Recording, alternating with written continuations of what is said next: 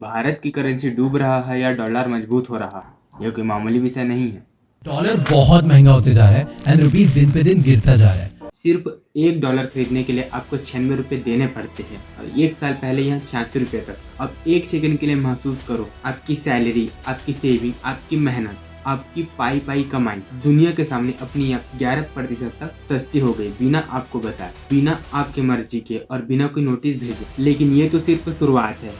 जिस दिन आर्टिकल छपा कि रुपया अपने कमजोर स्तर के करीब पहुंच गया और ठीक उसी हफ्ते एक और खबर आई, भारत की यूथ एम्प्लॉयमेंट यानी युवाओं की बेरोजगारी पिछले 1 साल से सबसे ज्यादा बढ़ी है।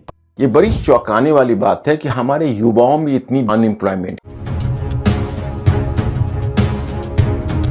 क्या ये दोनों खबरें एक दूसरे से जुड़ी है?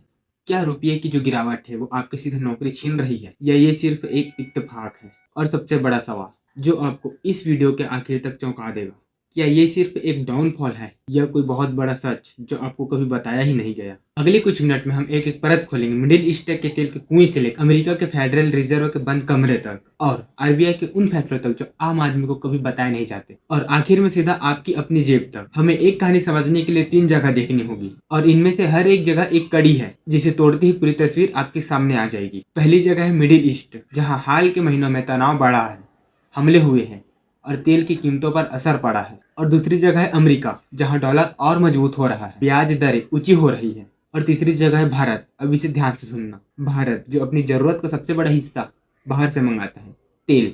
और इसीलिए बाकी 2 जगहों की जो हलचल वो हमारे रुपये पर आकर गिरती है। ये कोई कॉन्स्पिरेसी नहीं है, ये सीधा सा एक इकोनॉमिक्स है। लेकिन यहीं से एक दिलचस्प सवाल खड़ा होता है, अगर ये सिर्फ बाहरी वजह है तो क्या भारत की कोई गलती नहीं है, या हम सिर्फ दुनिया के फैसलों के शिकार हैं, या हमारे अंदर भी कुछ ऐसा है जो इस गिरावट को और गहरा कर रहा है? और इसका जवाब जानने के लिए हमें एक एक करके कड़ी खोलनी होगी। आखिर रुपये गिरा कैसे? चलिए पहले नंबरों से शुरू करते हैं, क्योंकि नंबर कभी झूठ नहीं बोलते। जुलाई 2026 में रुपया लगभग 95 से 96 प्रति डॉलर के आसपास घूम रहा था और 12 महीनों 11% तक कमजोर हुआ। ब्रेक क्रूड यानी कच्चा तेल हाल ही में उछलकर 76 से 77 डॉलर प्रति बैरल तक पहुंचा है और अमेरिका का डॉलर इंडेक्स 101 के पार निकल गया है। अब समझते हैं इन नंबरों के पीछे की असली वजह है। पहली वजह है तेल की कीमत।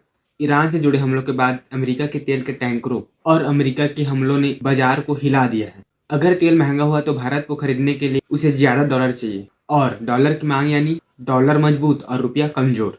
लेकिन यहाँ रुकिए, यही वो जगह है जहाँ ज्यादातर लोग गलत वजह बना लेते हैं। लोग सोचते हैं तेल अगर महंगा हुआ तो भारत की गलती है, पर सच ये है कि भारत पर तेल की निर्भरता कोई नई कमजोरी नहीं है, ये दशकों पुरानी जियोग्राफी है। असली सवाल ये नहीं कि हम तेल इंपोर्ट करते हैं, सवाल ये है कि इस झटके को हम कितनी तेजी से एब्जॉर्ब कर पाते हैं। दूसरी वजह है अमेरिका का ऊंचा इंटरेस्ट रेट। जब अमेरिका में ब्याज दरें ऊंची रहती है तो दुनिया भर का इन्वेस्टमेंट और पैसा अमेरिका की तरफ खींचा चला आता है, क्योंकि वहाँ रिटर्न भी बेहतर दिखता है और सुरक्षित भी रहता है। जैसे ही ये पैसा इमर्जिंग मार्केट से निकलकर अमेरिका जाता है, डॉलर और मजबूत होता है और रुपये जैसी करेंसी कमजोर दिखने लगती है। यही सिर्फ भारत के साथ नहीं हो रहा है, लगभग हर इमर्जिंग इकोनॉमिक की करेंसी पर यही दबाव है। इसका मतलब है कि भारत अकेला परेशान नहीं है, यह भारत की परेशानी बाकियों से ज्यादा गहरी है। इसका जवाब आपको आगे मिलेगा।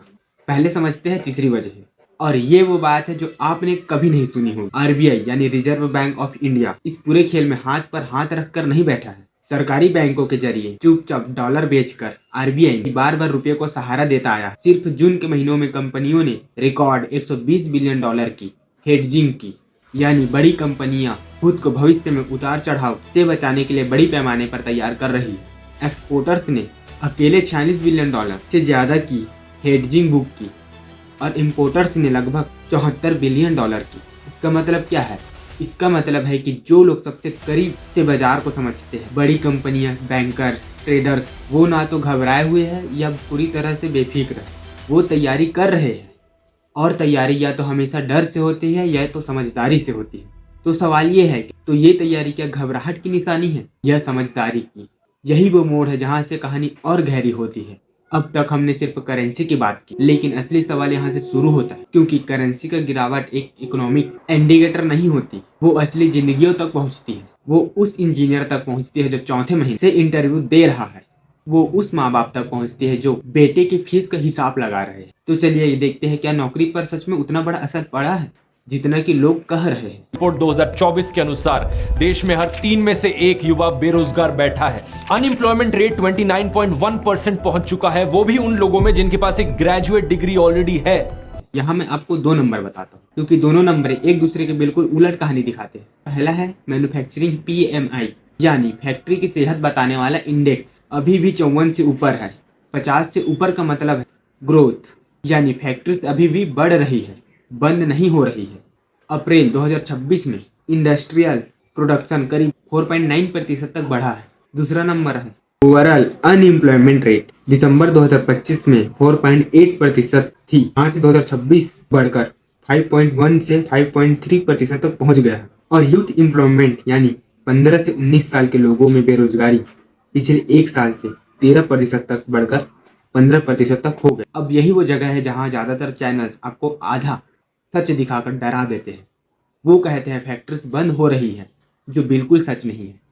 लेकिन इसका मतलब ये भी नहीं कि सब ठीक है।